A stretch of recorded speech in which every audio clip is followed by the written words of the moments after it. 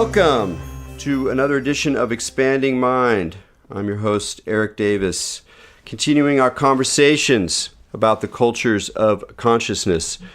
You know, it's really quite incredible how rapidly things are changing in the world of psychoactive drugs in terms of discourse, in terms of institutional interests, in terms of narratives, and even in terms of the law. Weed legalization was a very, very long time coming. Lots of battles along the way, and it's still a very leaky boat. Here in California, there's ongoing problems with it. I think some of the negative features of the law have become more obvious in terms of the way that it weights big players. And this has led to some paradoxical situations. For example, right now, there's some pushback by local communities against the state because while the state of California gave local communities the right to regulate the sale of recreational marijuana and medical in terms of the locations, they did insist that weed was still available by delivery. And so some communities have pushed back against the state, against saying this is not with the spirit of the law, which is to give local communities control over the availability of weed. And of course, most of these communities are conservative ones that want no weed.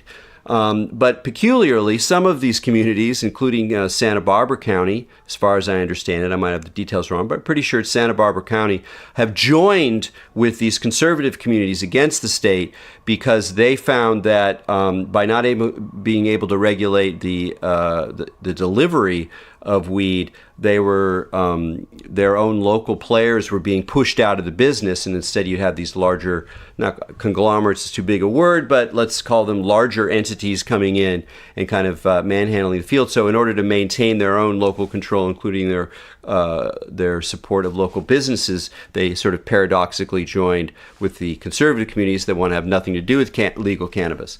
So that's the kind of confusions that lie ahead in the world of certainly of legalization. But another thing is been happening and rather rapidly, which is the growing conversation about the decriminalization. Notice the difference. We'll talk about that later. Of psilocybin mushrooms. Why exactly mushrooms got the pass? That'll be something we're going to talk about today with our guests. But I think basically as we speak, the city of Denver is deciding, or at least I think some mail-in ballots started to go out earlier this week. I'm not sure exactly when their vote is, but they're voting on whether to decriminalize psilocybin mushrooms within the city of Denver. And next year, Oregon's going to have a proposition on the ballot that's a statewide proposition, and people will again be voting on. It's a little more complicated. It's decriminalization, but it also involves some ability of licensed practitioners to use it in a therapeutic situation. Again, we'll find out more details about these conversations here, but very happy to say that another measure is going on in my own backyard in the lovely burb of Oakland, where so much of what's interesting in the Bay Area now is happening, in my view.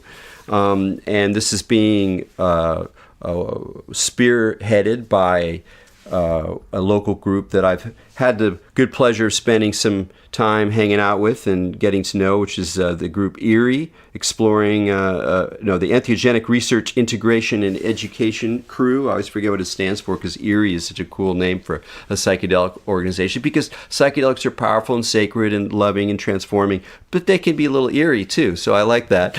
And I've spent some time with Larry Norris, who's the head honcho at the moment and is helping to drive this Decriminalize Oakland resolution. So I asked him and one of his comrades, Kufi Kiri, on to talk about the resolution and the issues it raises, and talk a little bit more about what it means to decriminalize these plants that so many of us have been in relationship to for a very long time, but always under the dark cloud of illegality. So with no further ado, thanks, guys, for joining me on Expanding Mind. Thank you very much, Eric, for having us on. Yeah, yep. Thank you. Excellent. So yeah, just tell me about how this started. I mean, how it seems to have come up pretty quickly, and were you inspired by some of these other movements or initiatives that were happening in Denver and Oregon? Was it something independent? Where did you really first get the idea, like, hey, we could actually do this here? Yeah, it's actually kind of a great story. We all met together for a different project in the middle of December, and we're looking at building a few different community organizations that deal with expanding consciousness and plants and studying the plants and that type of thing. And we had a roundtable of about 15 different people. And somewhere along the way, somebody had said, hey, there's this thing happening in Denver, there's this thing happening in Oregon. And we kind of debated a little bit about the two different proposals. And, just like you're saying there, like there was at one point in time, somebody said, well, why are these guys always ahead of California? This seems backwards. Why can't we do this? And we just happened to have the right people in the room at the right time to really be able to engage in a deeper conversation almost immediately. And, we only just met in mid-December as the team as well. And it's not, Erie's one portion of it, but the Haven, Sacred Garden Community, Psychedelics Society, et cetera. There's a bunch of different groups that are helping out here, so it's a pretty beautiful group of people that are coming together on this. And we just kind of started. We decided, okay, well, let's do this, and we put together a resolution. And once we had the resolution, we got a significant amount of feedback from quite a few different people, probably about 30, 40 different people to kind of offer suggestions and feedback. So it's really a community grown resolution as well. And then since then, we've just been kind of chipping away at the tasks that we need to do. Our project is to go through the Oakland City Council, and maybe I'll update you a little bit more on where we're at in that process. But that's just kind of how we started off. And then Kufkiri kind of came along as well, and we've been offering insights to the city council. So we've all been meeting the city council members and the community members and things like that. We had a really excellent event that happened on March 22nd. We had about 175, maybe 180 people show up for the event, which is pretty great. Had about 8 different community tables, different organizations, different speakers. And it was just really beautiful to see everyone come together with the same idea in mind, decriminalize nature, change our relationship to nature.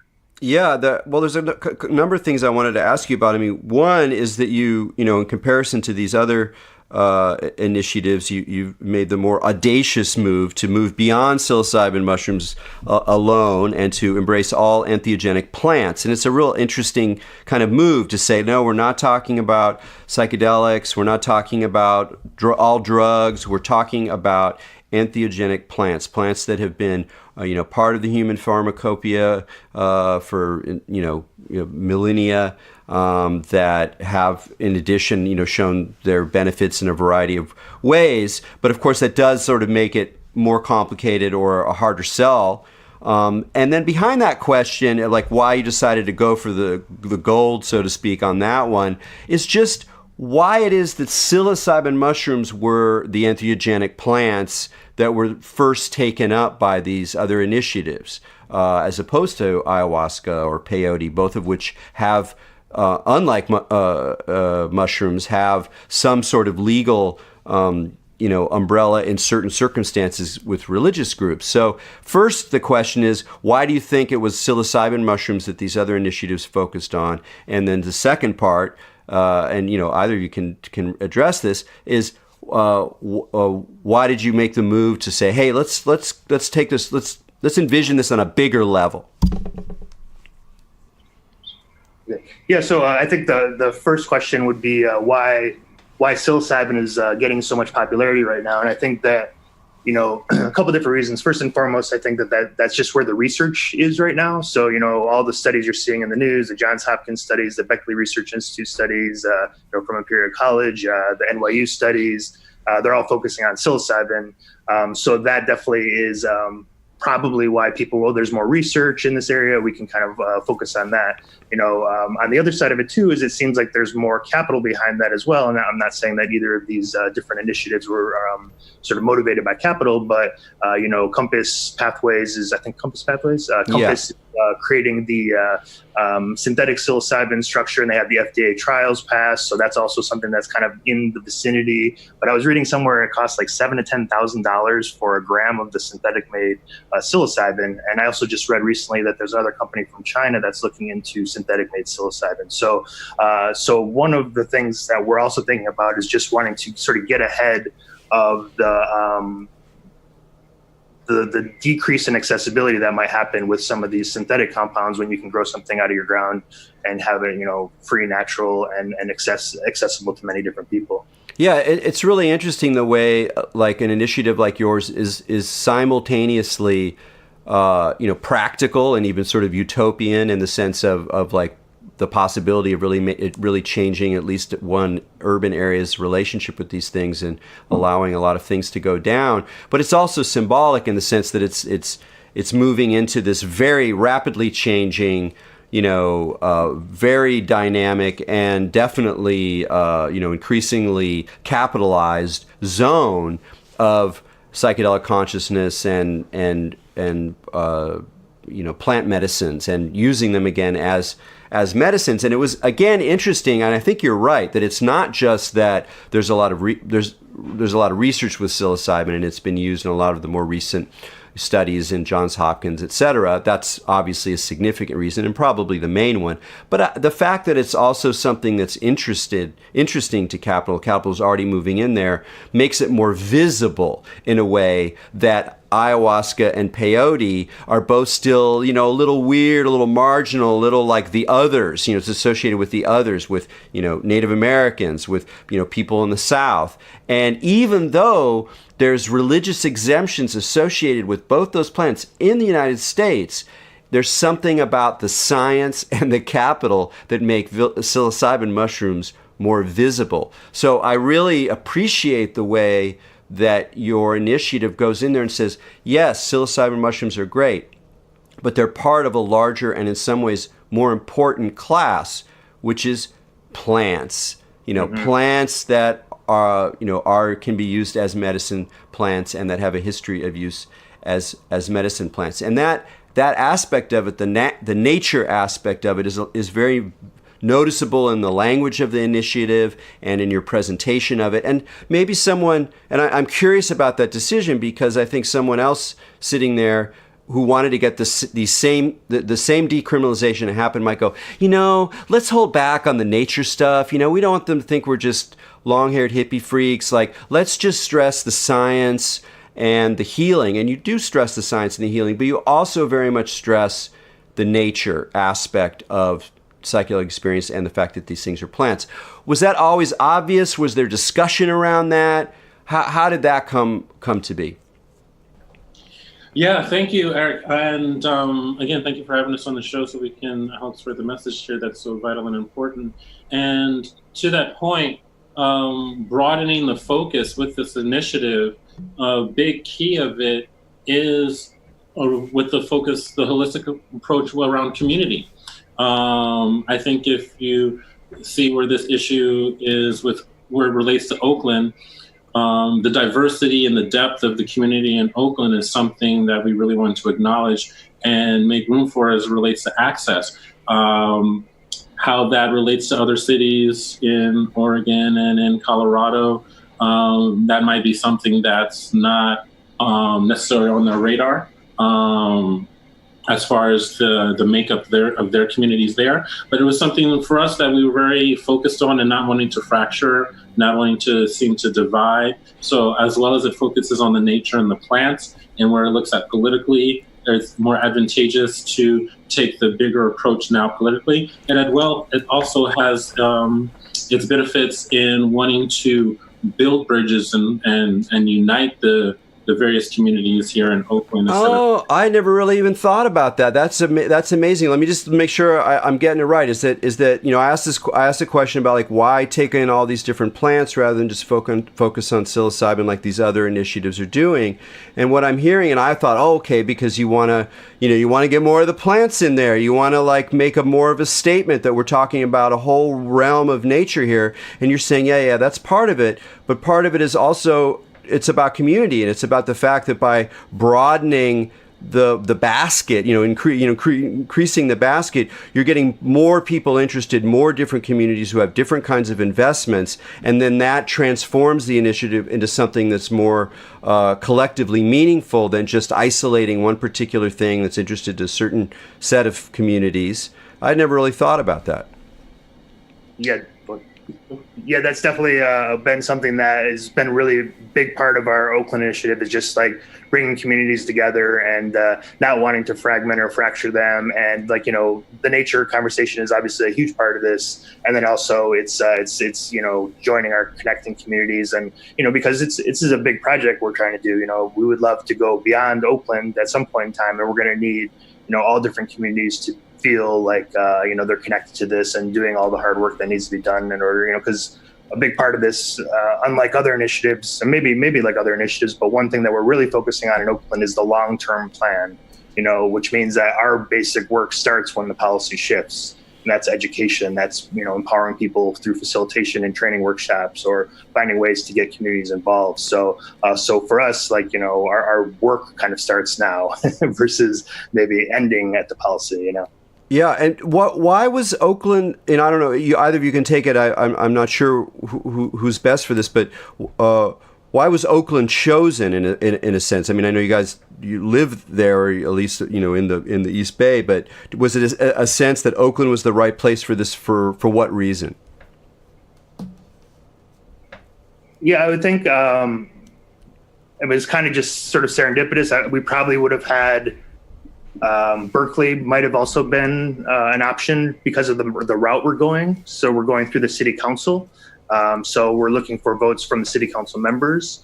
But I think first and foremost, we had the meeting in Oakland. We have one of our main Decriminalize Nature Oakland co-founders has been working in the Oakland City building for a long time. He's not anymore, but he was for a while. So he has some pretty nice connections and knows some people, and might be able to arrange some meetings in a more quick way than maybe I could by myself, or as a community. So that's also a big part of it. And I think there's something probably for all of us that feels like, this is the kind of thing that Oakland should be leading the conversation. And, this is something where, Oakland is, not San Francisco. It's not Berkeley. It's its own beautiful thing. And it's really awesome to see it evolving out of here, because it brings all these communities together, and it shows us how strong this community is underneath the underground, Well, and we're maybe not seeing that other places. No, again, I mean, I see it as it's like the symbolic power of it, in addition to what's actually happening on the ground with the measure and with the communities that are coming together and having to do the hard politics of it.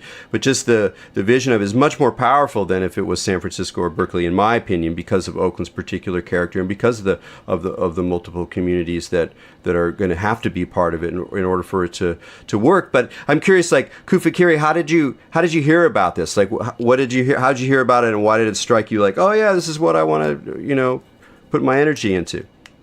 Yeah, actually, it's in the way that it came to Oakland was very, I think, has a serendipitous nature to it, and that's also in how I came to work with the initiative as well. I'm a Oakland native, born and raised, and so I know the Oakland kind of before its most recent iteration. So I've seen it go through a lot of transitions, and in my own personal journey and experiences working in ceremony, working with indigents and working with sacred plants, and seeing the powerful transformative experiences that people have had to be able to change the narrative around their own lives.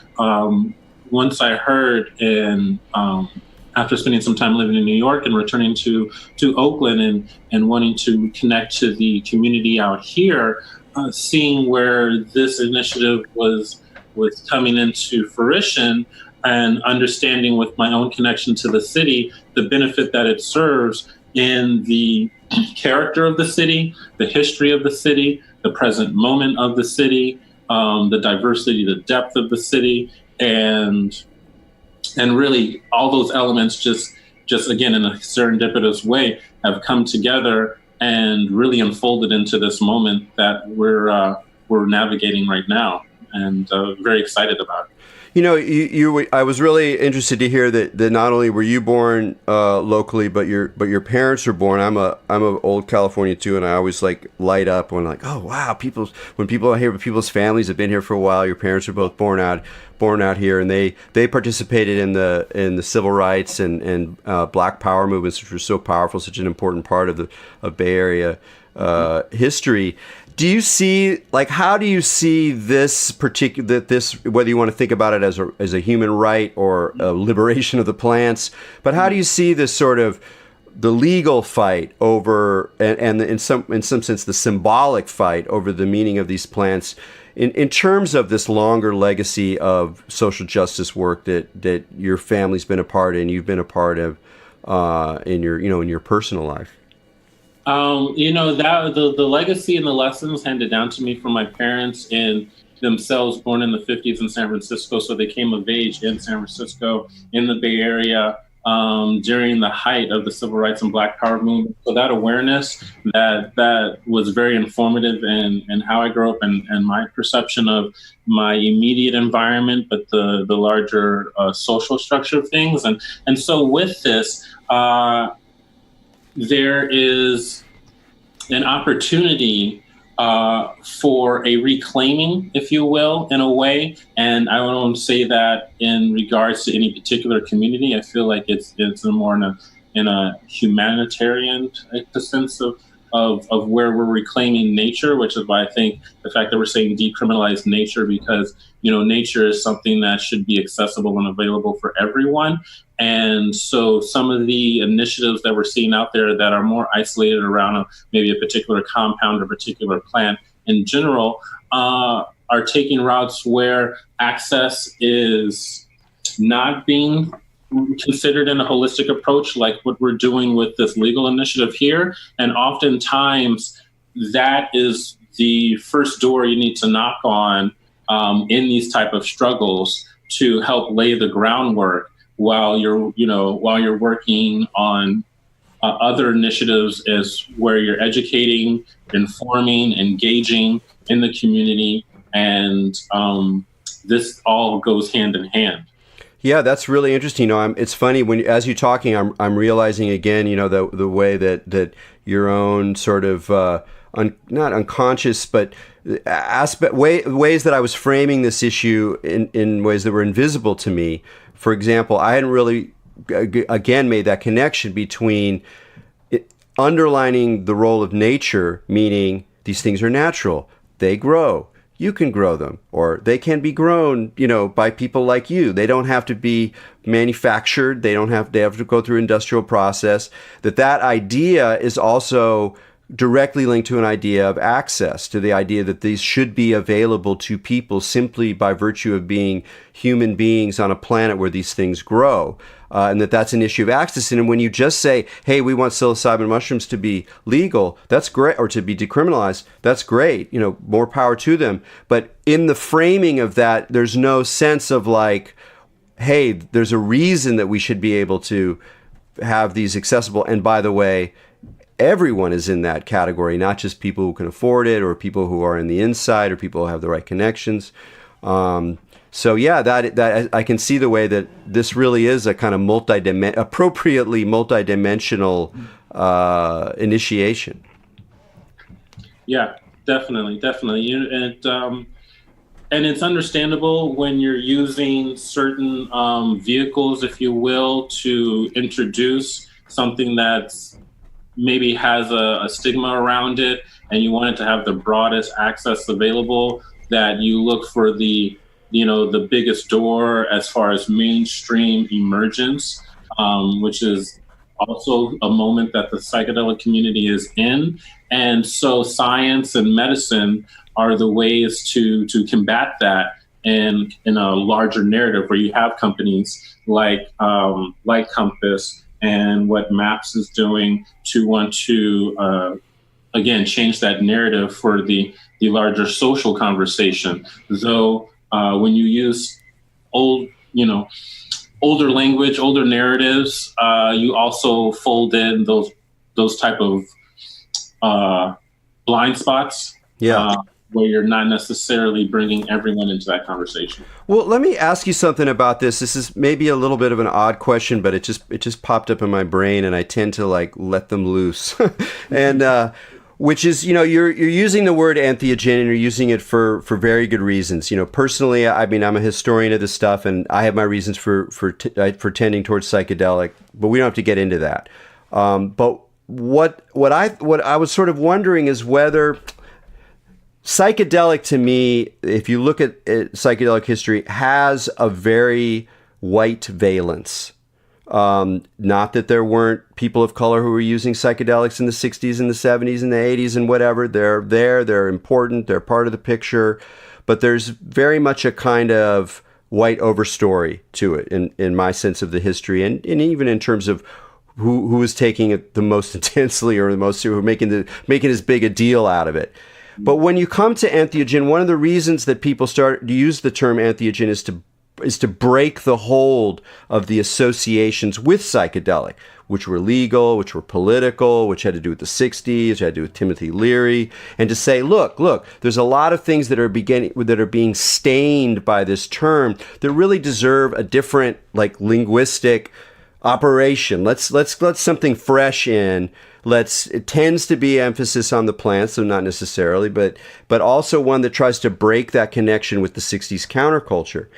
And my question, sort of a roundabout way to ask the question, my question is whether entheogen entheogenic plants as a zone of thinking about it itself, it already has more access than psychedelic did, if you will. The very reframing of it allows more room for new stories, new communities to come up with their own relationships in their own terms with this, whole world than the earlier kind of psychedelic model of these powerful agents. Yeah, and I think that was, it was funny because obviously Erie starts off with entheogen. So I was actually one of the people at the beginning that was like, oh, I'm not so sure, because it's a word that, is people have a lot of, don't really know what it means, and, maybe have some trouble pronouncing it. And is this something that we were going to want to do? And we really came across, a lot of different things. One of which is that, also just speaking to Oakland in general, and Oakland is, having to have dealt with psychedelic San Francisco for a while. So to not want to use terms that, take people right to that spot. And the nice thing about entheogen, outside of, like you're saying, this multicultural dimension to it too, it gives us a fresh palette. Like, 50%, 75% of the people that we're talking to don't know what entheogen is. So it gives us an opportunity to describe it in a new way. And I think that's so valuable right now, because we're dealing with trying to break through all this stigma, to give us a fresh start, like you said, and to have that conversation from there. Then people are more open to be like, oh, wow, these are healing plants in these types of ways. And they're listening to that in a different way. Yeah. Kufi Kira, do you have something to say about that? I mean, I still feel like, I really want to know more about how these plants and substances show up as possibilities in communities of color, particularly in terms of the way in which they may have associations that are left over from the 60s that aren't always that inviting. And so I don't know whether your own story or just your observation is and it seems like a really important part of the Oakland piece of this initiative. Yeah, and I think that again, in the kind of the serendipity of the moment that this is taking place in Oakland, which is next door neighbors to San Francisco and Berkeley, which have strong histories with the psychedelic community and the way it's evolved over the past decades, and where we now understand from the political perspective that the war on drugs was a war on communities. So there was a very proactive effort from that political standpoint to create a larger national social narrative around what these were and how they were labeled as drugs, which has a negative connotation, and then psychedelics attached right to that, psychedelic drugs, that formed a perspective around it for different ethnically diverse communities, so that you have communities that are marginalized from a racial and ethnic standpoint that don't understand the story beyond what they've been told of recent from that political narrative, and seeing that psychedelic drugs as a term automatically, if there's an association that's a white person's, frame of reference. That's their choice of, drug or whatever you want to call it, when using those words. So for us to create an opportunity, like Larry was saying, to reframe that narrative and actually create a broader perspective of how these entheogens, sacred plants, sacrament for some people, come from indigenous communities outside of the U.S. And what people are actually doing in these ethnically diverse and racially marginalized communities is actually reclaiming something that they didn't even know maybe belonged to their own history and legacy in the first place.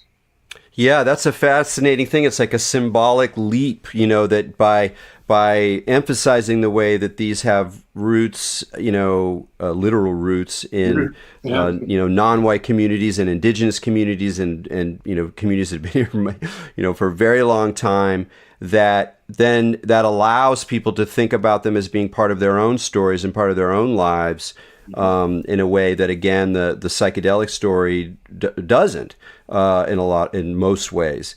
And so, again, the symbolic effort of doing this, and it's kind of interesting in a way. The one feature of the initiative in Oakland is just kind of announcing that these opportunities are out there. It's like, what are these guys doing? Oh, wow, really? Oh, okay. It's like another way to kind of spread the word to broader communities, especially given all of the social health crises, the mental health crises, all of the problems with addiction. And, we can go on and on about the ways in which some of the health benefits, mental health benefits that come along with these things, obviously there's great need in Oakland, as there is everywhere. So that's very interesting. But in terms of the other groups that have been pulled in, I'd like to hear more about some of the more unusual partners, or partners that have been particularly proactive or turned on by this possibility, some of the other groups that have been part of this collective effort. Yeah, so directly are you meaning sort of within the Oakland community, or do you come across the US? Okay, yeah. So we kind of started off, it was communities, Sacred Garden community, the Haven community, Erie, Psychedelic Society, SF came along the way. And so we've been kind of the core, Katie Stone, who's been working with SSDP forever. We've been kind of the core group putting a lot of these things together. And then our outreach for our tables and things like that have been great for our first event. But now sort of the next step is we're going to be needing to bring education to churches, to the Oakland Police Department, writing, field memorandums, to, La Clinique and Native American Health Center, and these types of groups that are throughout, that we think that we'll have a great time connecting with and sort of informing both ourselves and hearing from them on what their perspectives are. And so as we sort of continue to move forward, we're going to continue to sort of bring in more groups and connect with more groups and communities. But right now we probably have about 4 or 5 different communities that are in organizations that are coming together to make this happen. But a lot of us, for example, Erie is not technically, we're involved in the educational project, but as a 501c3, we can't do policy work. So when we do the policy stuff, I'm working by myself as someone who works with Erie, kind of thing. Mm-hmm. And so I think that's something too that people are being a little cautious of. We're working independently with a lot of the city council members, and we're having conversations, but we have our organization support behind us. So what exactly is the process you're doing? Like, I'm not really familiar with, a resolution and how things work on a city level. We don't really think about that so much. At least I don't. So what's actually the process? What's the goal you're getting to? And, would you be gathering all these other communities beforehand, or, how's it actually look on the calendar, so to speak? Yeah, so I mean, it's kind of like everything is happening in parallel, because in order for council members to feel we might convince a council member, but we also have to convince the council member's constituents, or we're not going to have a council member that's going to be able to vote for us because, their constituents might not be aware of what we're doing. So it's kind of happening both at the same time. This project is both, directly one-on-one contact with the council members and a broader educational thing so that there won't be any complaints to the council members that would make them want to change their vote. As of now, the way we've been doing it is we've been meeting with council members. We also met with state representatives and from Assembly and Senate, and they seem supportive as well, and going to be open to see what Oakland's doing. We've had about 4 meetings with different council members. One, like you're saying, was suggesting we do due diligence and speak to the community members, the churches, the local market fairs, the police department, these types of things. We have now a sponsorship. So last Friday, we met with one of the council members, Noel Gallo, and he is open to sponsoring the resolution. So what that means is he's going to set the date for the Oakland City Council vote. He's going to bring it to the floor, and he's going to put his name on the legislation. We also have favorable support from the council president, from the Oakland City Council president, and a possible co-sponsor as well from another one of the council members. So we're hoping to bring that to the floor in May and have a vote in May. And then what we would need is there are 8 city council members. I believe we need 5 of 8 in order for it to pass. Our goal is to have a unanimous decision and to talk to everybody and share with them about the importance of the plans and have an 8 for 8 vote. So that means that educational push is like happening now and has to happen kind of fast, because if you're doing it in May, you got to make sure that the communities are behind. Yeah, absolutely. Oh, okay. So how does that look like? That sounds like a lot of, that's not easy. There's so many. Where do you start? Well, it's an interesting dynamic, and I think it's a unique challenge that we're excited about. In that, part of what we're looking to do here is broaden awareness and people's inform how well they're informed about this subject, so that we can change the narrative. And while we're doing this in parallel, like Larry was saying, there's the informing and educating from the political perspective of the initiative for the council members and state assembly to move the political aspect along, and has its own timeline marked off of schedules and dates and how politics works, and so it's very much informed by that process. So that's one. The other one is in wanting to engage with the community, and why we feel so strong about the opportunity in working in the various communities in Oakland, why we wanted to do Entheogen so that we're as inclusive as possible to bring everyone in, is that conversation, that educating of people of the community, that's a timeline that doesn't follow a calendar and a schedule like a political agenda or a political calendar for hearings and meetings and resolutions, because that's a conversation that's ongoing, forever evolving, and to really have it honestly, authentically, and in a way that's really engaging with communities, it needs to be long-term. We need to show a consistent presence so that, as I've heard it said, people only care about what you know when they know how much you care. So, by engaging, it's not simply having a booth at a festival and handing out flyers and thinking if we run out of all our flyers, we've done our job.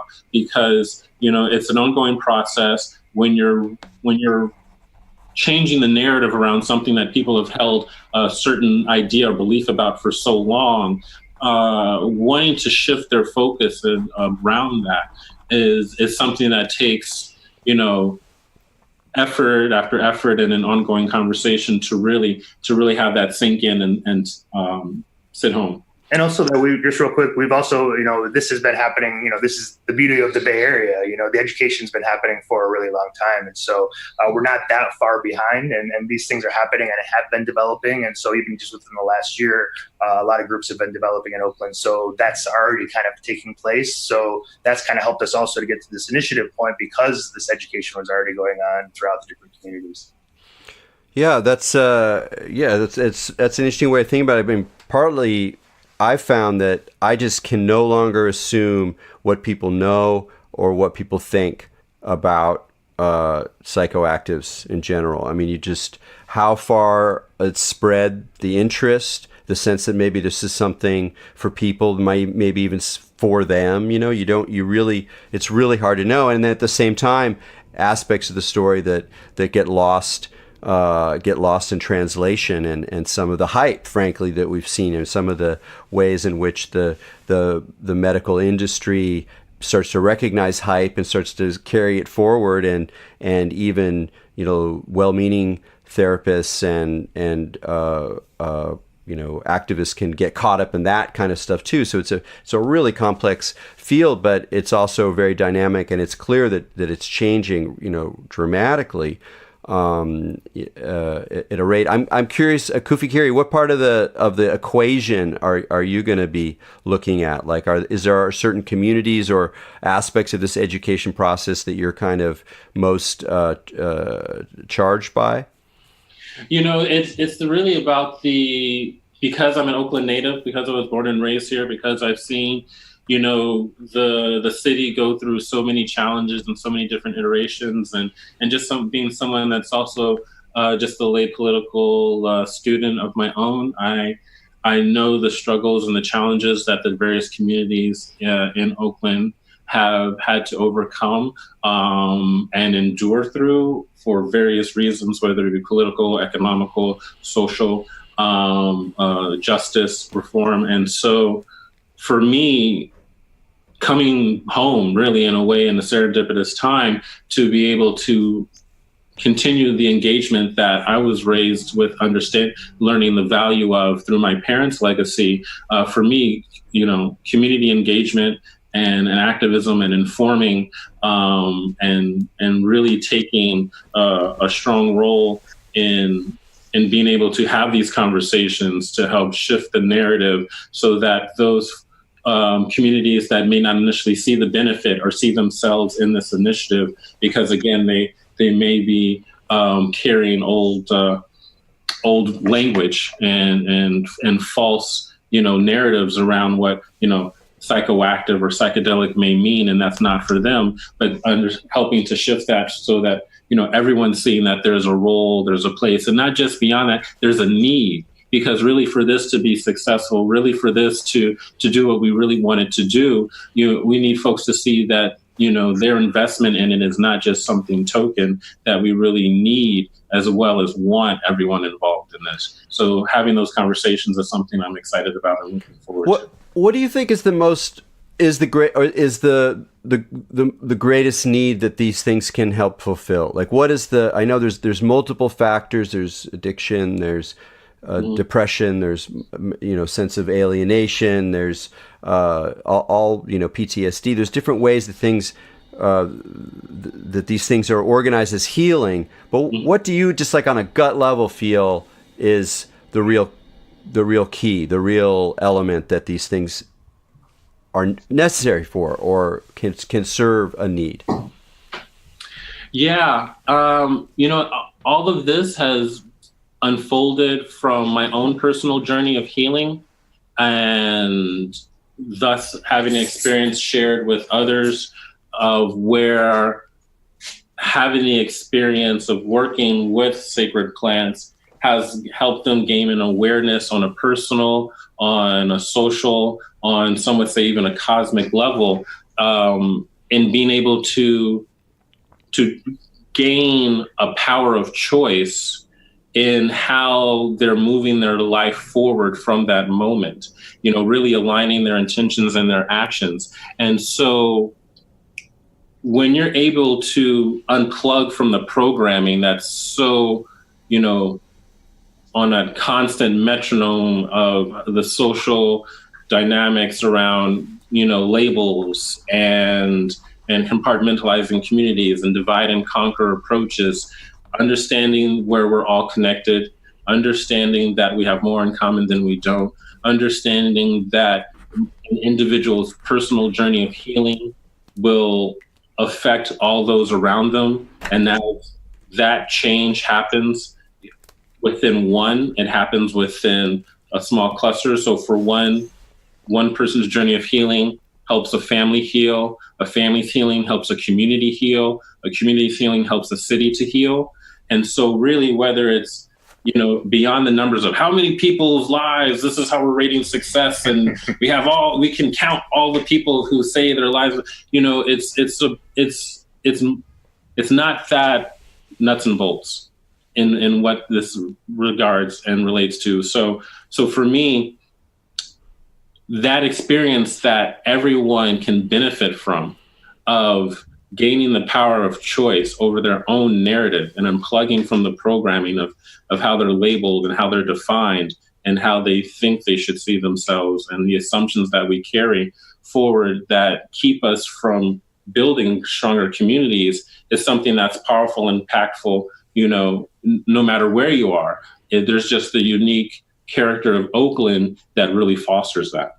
Yeah, it's a really interesting. I'm really glad to hear you say that it's not simple, and it's not simply a matter of counting the people who say that they've been transformed, because, without sounding pessimistic, we still don't really know. We don't really know what it's like to suddenly have a lot of people who haven't had experience with these things enter into healing situations, and maybe they get temporary benefit. In the long run, it doesn't really help that much some people, and then some people actually have crazy experiences that become very difficult for them. And over time, we really just don't know what we're doing. But what I loved about what you're saying is that, while it's clear that these things are very helpful for significant numbers of people in the right circumstances, what's even in a way more important is that they kind of dissolve and stir up things that are stuck, stories that we're stuck with, social divides we're stuck with, and that even if there's a little bit of risk in there, that it still overall allows much more dynamics. And you talked about the sort of freedom of choice, meaning that there's more ways of seeing the situation. There's more ways of moving. So they're kind of like a catalyst, rather than just simply a good medicine. Like, oh, this is good. This is going to go in and this is going to help you not be an addict anymore. And like, obviously in a lot of circumstances that's true of something like ibogaine. Is that true of mushrooms? I don't, it's hard to say. Addiction's complicated, blah, blah, blah. But we do know that by having these things, especially reframed, having these energies, these spirits, these plants as part of our open existence, decriminalized existence, that they're stirring up stuff, that they're allowing things to shift and change at a point where, there's a lot going down.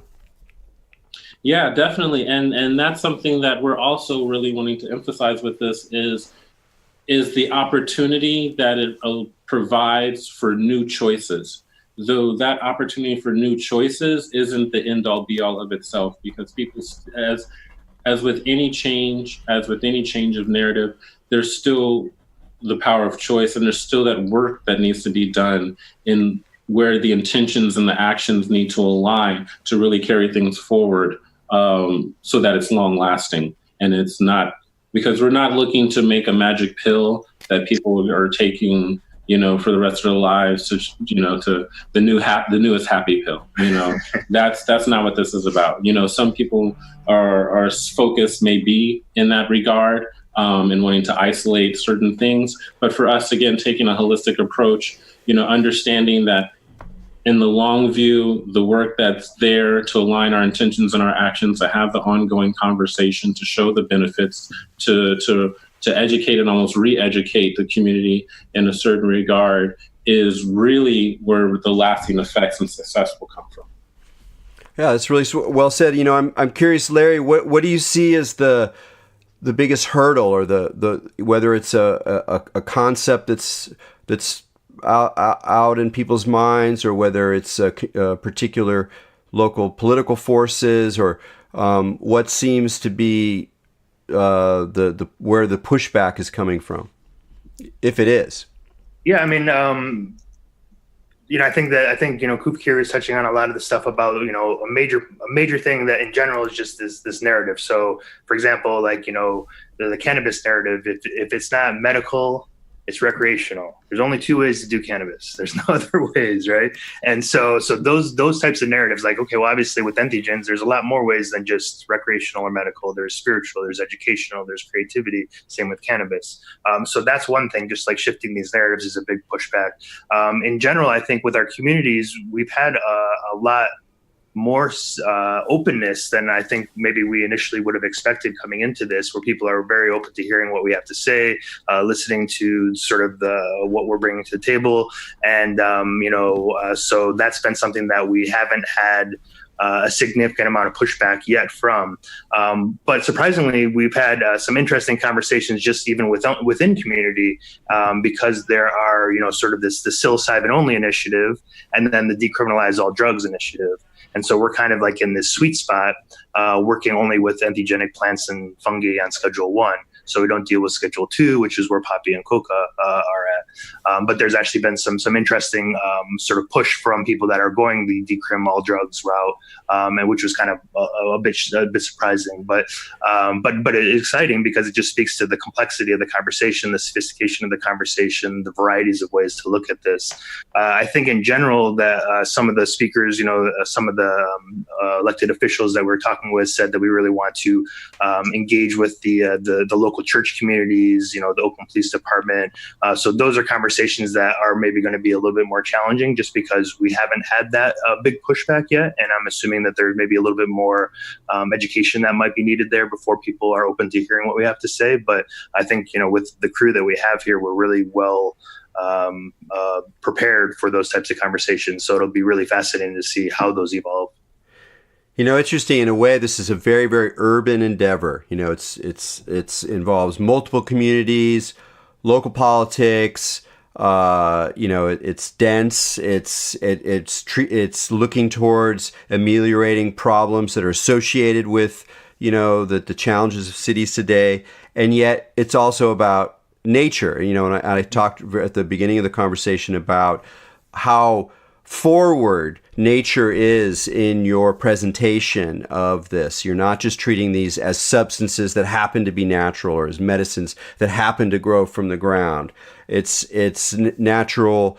It's part of nature, partly because of this community aspect you talk about. But there's also almost a kind of animism in your approach. Like there's something alive about the whole thing, a little bit magical maybe. Is that something you're kind of consciously conjuring, or that it feels like it's carrying the thing forward at this point?